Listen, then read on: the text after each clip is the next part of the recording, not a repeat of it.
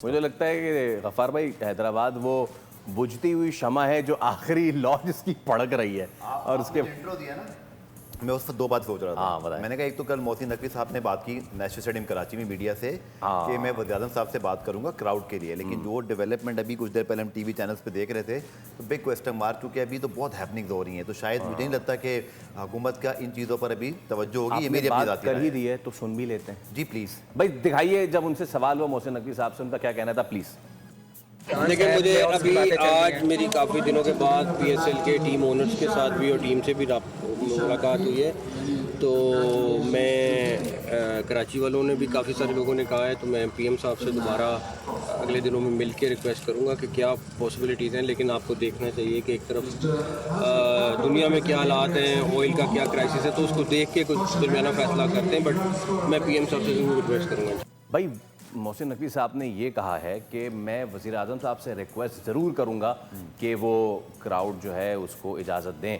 अब जो हैपनिंग हो गई है, मैं चाहूँगा फिर कंटिन्यू करें सर आप। जी, ये जो बात की ना उसके बाद एक थोड़ी सी उम्मीद हो चली थी, लेकिन मुझे ऐसे लगता है अपनी ज़ाती राय में कि जो ये मामलात है बहुत बड़े हैं, बहुत तो ये सारे मामलात। और उससे जुड़ी हुई एक और बात, आपको याद है हमने अदराए मजाक की बात की थी, लेकिन जब बड़ी अहम शख्सियात 2 दिन 3 दिन पहले पाकिस्तान में थी तो बड़े मीम्स बने, तो मैंने कहा हैदराबाद को बड़ा लगता है कोई इससे फ़ायदा हुआ, हरकत में बरकत।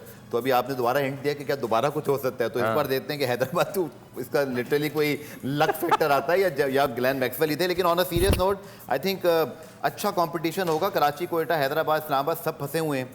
मुल्तान अभी तक ठीक है, पेशावर है, सो ये बहुत मज़ा आएगा, चूँकि लाहौर डिफेंडिंग चैंपियन है। फैसल अगर आप देखें तो 4 पॉइंट के साथ नीचे बैठे हुए हैं। और इस्लामाबाद इसलिए कि देखिए उनकी भी 6 मैचों में 7 पॉइंट हैं, सिर्फ 6 मैच भी हो गए हैं। तो अगर वो कहीं स्लिप अप होते हैं तो उनका भी आप जो है ना समझे कि देखिए कराची एक मैच जीता तो 8 से ऊपर 101 पे उनका। जी नहीं, मैं सिर्फ कह रहा हूँ कि 6 मैचों में 7 पॉइंट है। वो वाहिद टीम है जिनके 6 मैचों में 7 पॉइंट है, बाकी टीमें 6 मैच खेल के 8 या 11 तक पहुंचे हुए हैं।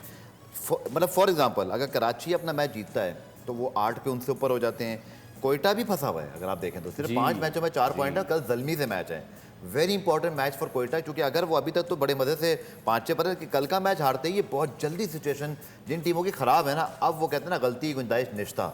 अब आपको हर हाल में अपनी एक आध जीत आगे मेक श्योर करनी है, वरना फिर अगर मगर की सूरत हाल पे आप चले जाएंगे। So very interesting round coming up. और ख़ास तौर पर कल का जो मैच है, आई थिंक कल का मैच पेशावर की सिचुएशन को तो वादे कर ही देगा। अगर वो जीतते हैं तो 13 पॉइंट के साथ they are almost in the playoff. Quetta फंस जाएगा। लेकिन इसमें पिंडी की जो टीम है ना, इनके लिए बड़ा जो है वो अफसोस, मेरे ख्याल अफसोसनाक टूर्नामेंट होगा ये इनके लिए, क्योंकि जितनी अच्छी टीम नजर आ रही है, मतलब नहीं देखियो, अगर ऑक्शन में रिप्लेसमेंट नहीं भी इतनी अच्छी ली गई, लेकिन जो खेल भी रहे थे वो भी क्या इतने हल्के प्लेयर थोड़ी थे यार। क्या डेरिल मिचेल, रिजवान खुद है, फिर उसके बाद सैम बिलिंग है, फिर उसके बाद अब्दुल्ला फजल है, बॉलिंग में नसीम पहला मैच खेला, फिर आमिर कंटिन्यू खेल रहा है, ठीक है, फिर रिशाद हुसैन थे, वो बेचारे उनकी ठीक ठाक किस्म की मार लग गई, ठीक है, आसिफ थे, आसिफ अफरीदी।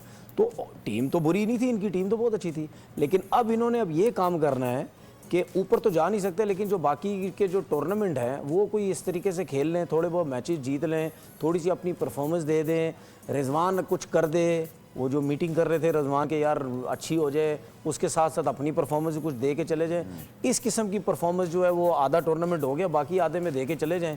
आगे के ऑक्शन के लिए टीम कैसी बनती है या रिजवान आगे कैप्टन रहता नहीं रहता वो बात की बात है, लेकिन फिलहाल जो उसके हाथ में टीम है वो कम से कम बेहतर करके चला जाए।